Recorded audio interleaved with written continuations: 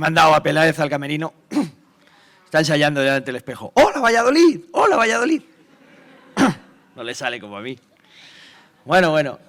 National Geographic, un fraude. Ya no te puedes fiar de nadie, ¿eh? A continuación, Valle Flores, quiero que la recibáis con un fuerte aplauso, psicóloga de la Universidad de Valladolid, nos va a hablar de felicidad. Un aplauso para ella. Gracias.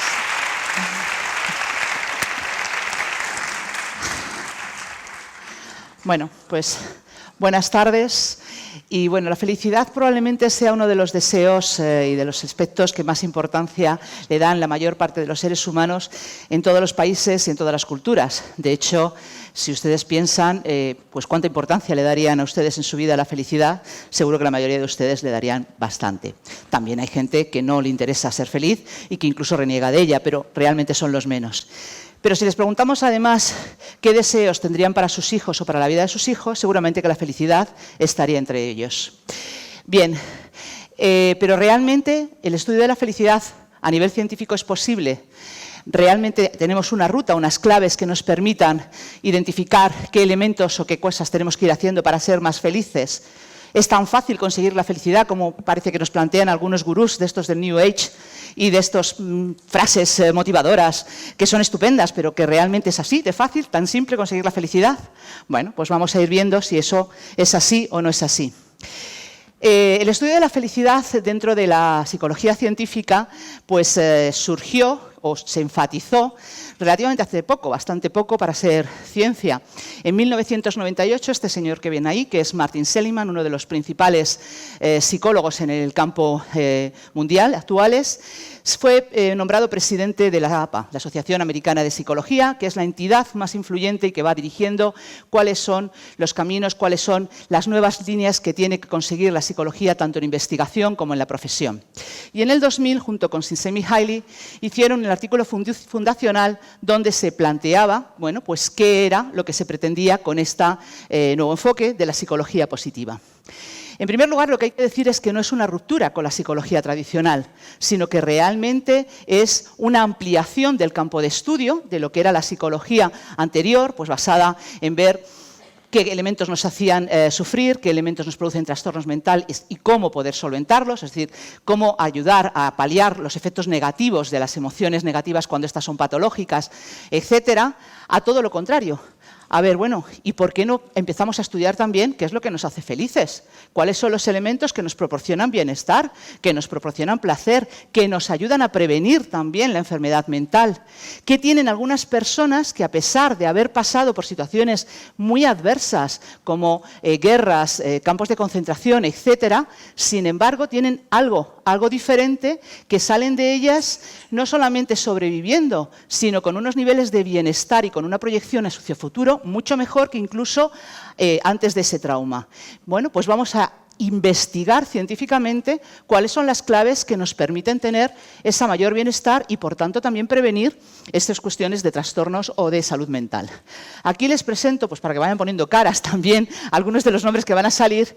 No son todos, pero quizás son los 4 científicos más importantes en el mundo en este tema, como son Martin Seligman, Mihaly Csikszentmihalyi, Ed Diener y Sonja Lyubomirsky, que son los 2 exponentes máximos de la investigación en felicidad. Ellos ya habían comenzado a hacer estudios sobre felicidad antes de la psicología positiva, pero con la psicología positiva cogen ese marco de estudio.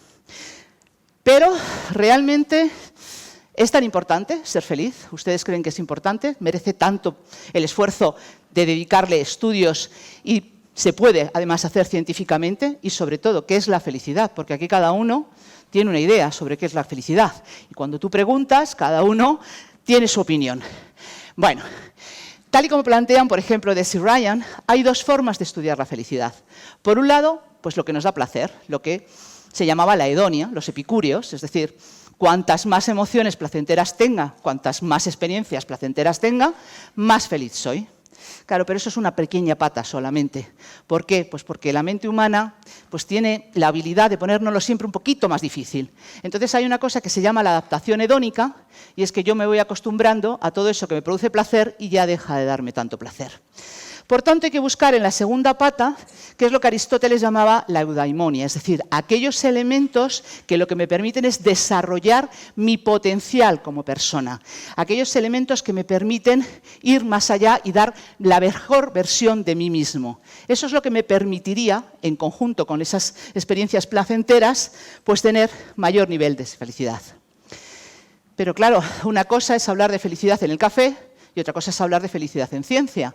Para hablar de felicidad en ciencia hay que definirla y hay que definirla de una manera que se pueda medir, que se pueda evaluar. Y en ese sentido, las primeras y más importantes escalas sobre felicidad se centraron bastante en estos elementos hedónicos, es decir, en esas emociones placenteras, lo que llamamos la satisfacción con la vida. Steiner tiene una de las escalas más importantes al respecto y todos los elementos, todas las encuestas que se hacen a nivel mundial y que todos oímos de los rankings de felicidad, pues están basadas en parte en esta escala, como las que hace Ben Hoven, que tiene la base de datos mundial de felicidad. Según esta definición, la felicidad se compone de dos elementos. Por una parte, esos elementos afectivos, esos elementos emocionales. Cuantas más emociones positivas tenga en mi vida y menos emociones negativas, menos frecuentemente emociones negativas, más satisfecho, más bienestar voy a tener. Pero también hay un elemento cognitivo y es que, claro, yo no hablo de una felicidad puntual, sino de una felicidad permanente en el tiempo. Y por tanto, ese elemento cognitivo es cómo yo evalúo, cómo yo considero que mi vida estoy satisfecha con ella, qué grado de satisfacción tengo con ella y en qué grado considero que he cumplido las metas, los objetivos que son importantes para mí. Bien, esta primera fase, en la que se centró quizás en exceso la psicología positiva, en ese estudio tan hedónico de la felicidad, sin embargo nos reportó conocimientos importantes sobre las emociones positivas, que hasta ese momento eran las grandes olvidadas. ¿Qué valor tenían las emociones positivas? Y se sabe que además de un valor para lo que es nuestros procesos de pensamiento, cuando estamos bajo la influencia de una emoción positiva somos más flexibles mentalmente y nos permite construir recursos, pero también servía para afrontar mejor las situaciones de adversidad.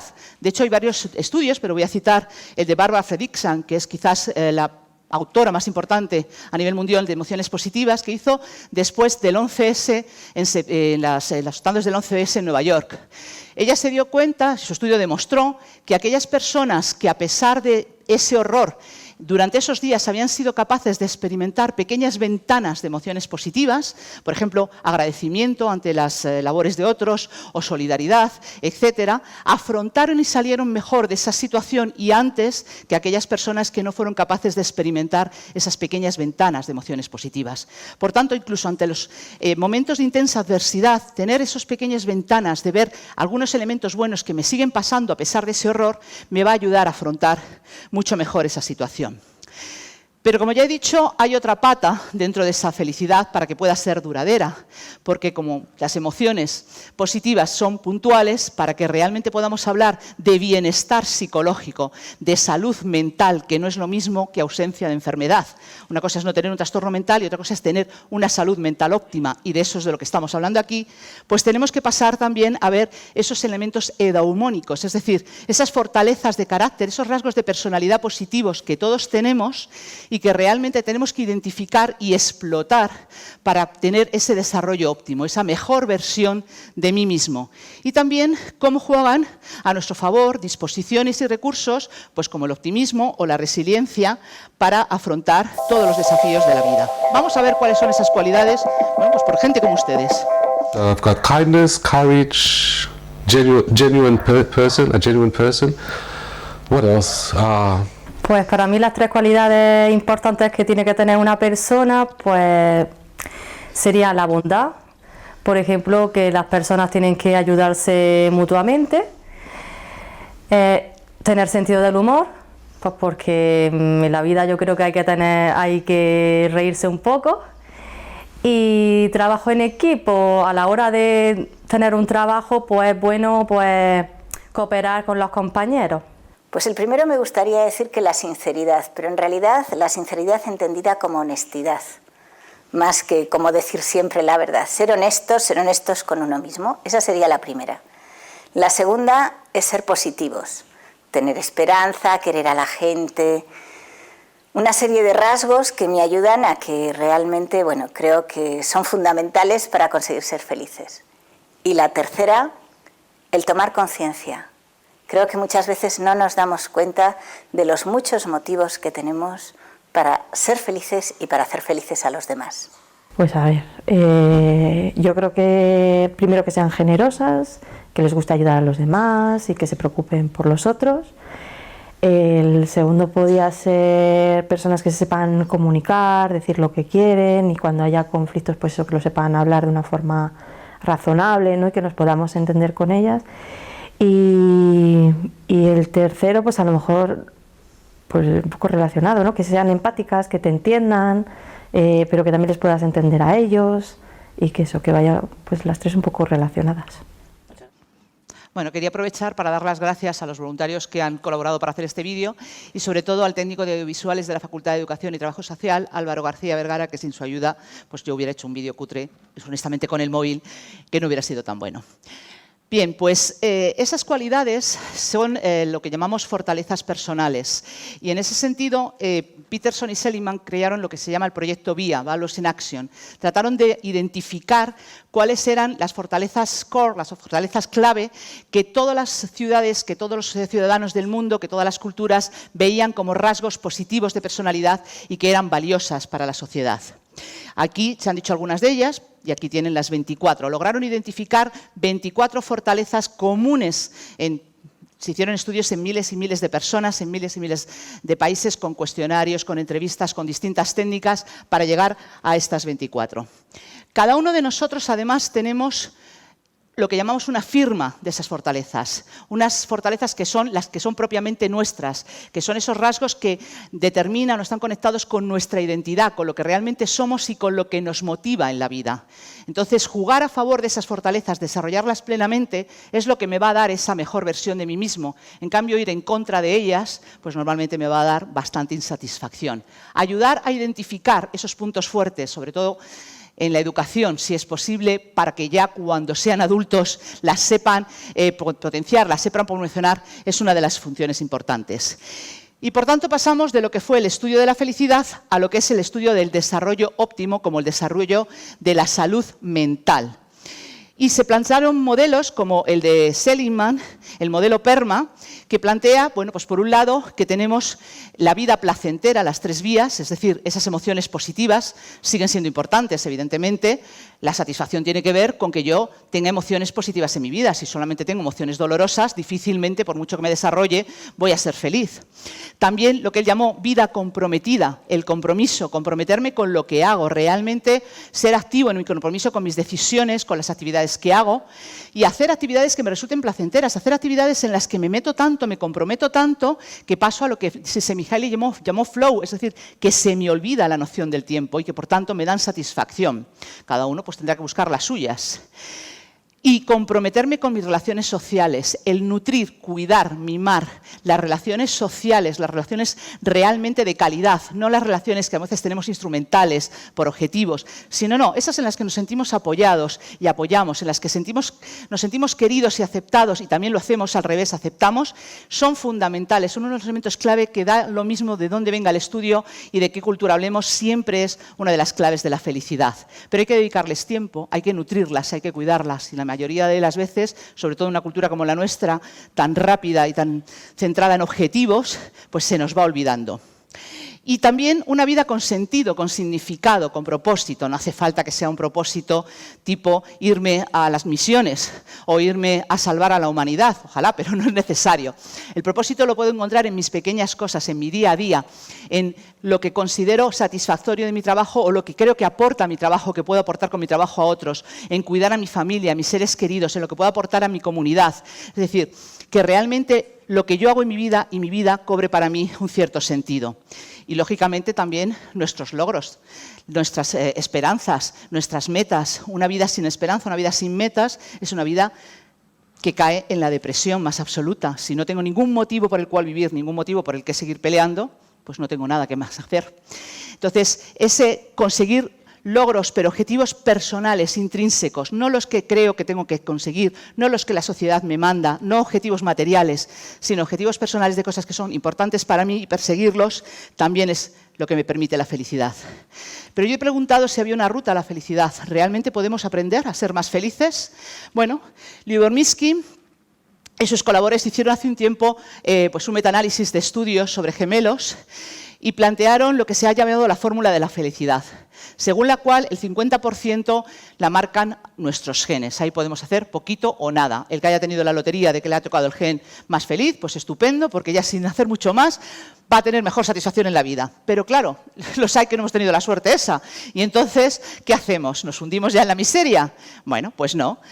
Hay otro 10% que tiene que ver con las circunstancias. Creemos que las circunstancias son claves para nuestra felicidad y salvo en situaciones muy extremas, por ejemplo, un estudio de Dainer que hacía sobre personas sin hogar o una guerra, realmente son poquito lo que marca nuestra felicidad y además son momentos puntuales. Se ha visto que, por ejemplo, los momentos de felicidad tan extasiada que me puede ocurrir cuando me caso o cuando me toca la lotería, al cabo del año, 2 años, vuelvo otra vez a mi nivel anterior de felicidad. Por tanto, las circunstancias no son tan importantes. Es mucho más importante ese otro 40%, que es, primero, qué hago con esas circunstancias y la voluntad real de querer ser más feliz. Eso sí, sin llegar a la obsesión, porque también perseguir obsesivamente la felicidad, como están haciendo algunos americanos, caen en lo que se ha llamado la paradoja de la felicidad, es decir, que consiguen más disatisfacción. Hay que voluntariamente trabajar para ser feliz. Bueno, hay que trabajar voluntariamente para desarrollarme óptimamente y para estar lo mejor posible. Pero tengo hasta un 40% para poder hacerlo. Bien, este estudio o este énfasis también en esas fortalezas nos ha permitido descubrir, con distintos estudios a nivel internacional en muchos países, en muchas culturas y con muchas muestras, qué fortalezas, qué rasgos de carácter son los que me aportan más felicidad. Tenemos la gratitud, ser agradecido, valorar lo que tengo, lo que la vida me da, lo que las otras personas me aportan, etcétera, es una fuente importante de felicidad. Por el contrario, estar siempre pensando en lo que no tengo, salvo que realmente lo que no tenga es ni para comer, que eso ya es otra cuestión, me aporta bastante insatisfacción. La esperanza, ya hemos hablado, esa capacidad de conseguir metas, el amor, pero no solamente el amor romántico, que también me puede dar mucha felicidad, sino el amor en general, a mis amigos, a mi familia, etcétera. La vitalidad, aproximarse a la vida con ganas, no esto que vamos, que parece que se levanta uno por la mañana y dice, bueno, otro día más. No, irme a comer, como se suele decir, el mundo, es decir, tener ganas de vivir, tener ganas de hacer cosas, el humor, la curiosidad, etcétera. Pero además, distintos experimentos con intervenciones tipo ensayo clínico, igual que es lo que se hacen en medicina, se han ido viendo qué intervenciones, qué acciones me permiten mejorar el bienestar y además mantener ese bienestar arriba más allá de los 6 meses después de que termina la intervención. Y ahí, por ejemplo, hay intervenciones basadas en aumentar esas experiencias positivas, pues eso, por ejemplo, escribir una vez a la semana por qué estoy agradecido, qué cosas buenas me han pasado, o practicar actos de amabilidad al azar durante una semana, 1 al día, y también en fomentar mis fortalezas, identificarlas y trabajarlas durante todos los días. Pero además, esos estudios que se hicieron inicialmente en personas sin trastornos mentales, vieron que también mejoraban sus niveles de estrés y de ansiedad y de depresión. Y se han empezado a hacer ensayos clínicos con población con trastorno mental, con pacientes deprimidos, como por ejemplo el de Rashid, clínicamente deprimidos, y como uno recientemente de Carmelo Vázquez y Hervás, con pacientes esquizofrénicos. Y nos han abierto la puerta a ver cómo esas intervenciones basadas en la psicología positiva son tan efectivas como las intervenciones clínicas clásicas, con lo cual se nos ha abierto un gran campo para poder seguir trabajando por ahí. ¿Y por qué es importante seguir investigando en la felicidad? ¿Por qué realmente creemos que tiene que seguir avanzando por ahí la ciencia?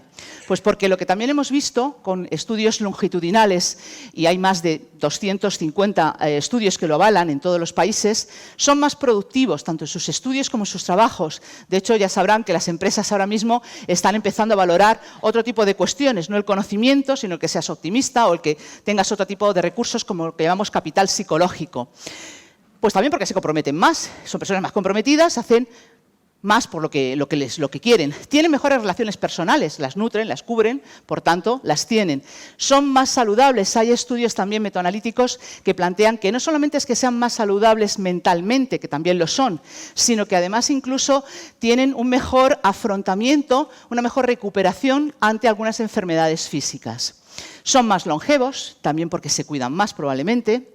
Son más resilientes cuando la vida viene mal dada, porque la vida viene mal dada para todo el mundo. Son capaces de afrontar mejor esa adversidad con más recursos y, por tanto, salir adelante mejor parados.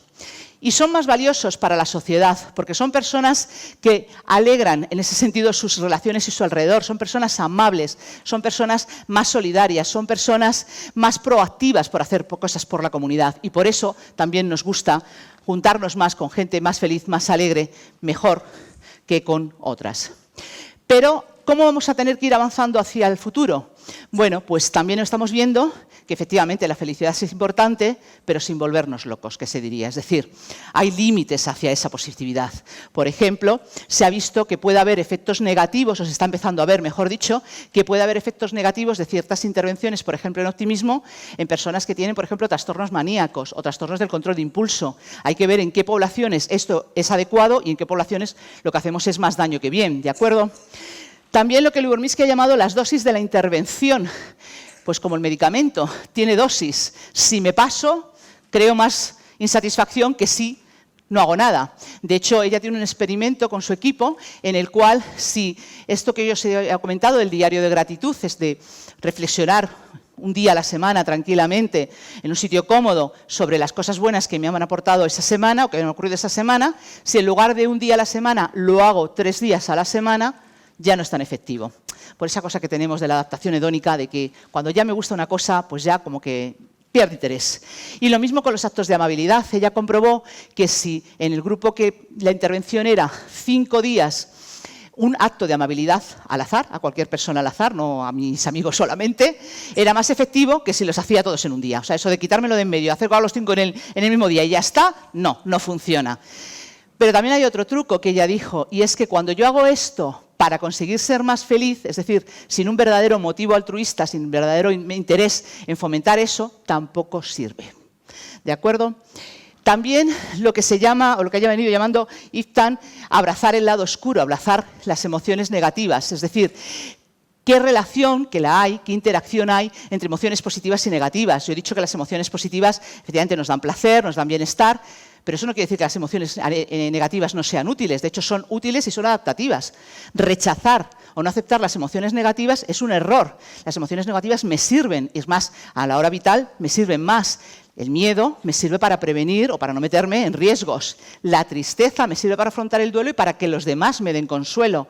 Pero es que además hay emociones que son covalentes. Por ejemplo, la esperanza es positiva porque me permite vislumbrar en mi futuro lo que quiero, consiguiendo mis metas. Pero también tiene una parte de ansiedad, de ¿y si lo logro o no lo logro? Sobre todo cuando me voy aproximando. Imagínense, por ejemplo, cuando me aproximo al día del examen de la oposición o el día de la entrevista de trabajo. ¿De acuerdo? Pero además también sabemos que los elementos negativos me ayudan a crecer en algunas personas. Hay algunas personas que ante una situación muy adversa no solamente no generan estrés postraumático, sino lo contrario, generan lo que se ha venido llamando crecimiento postraumático.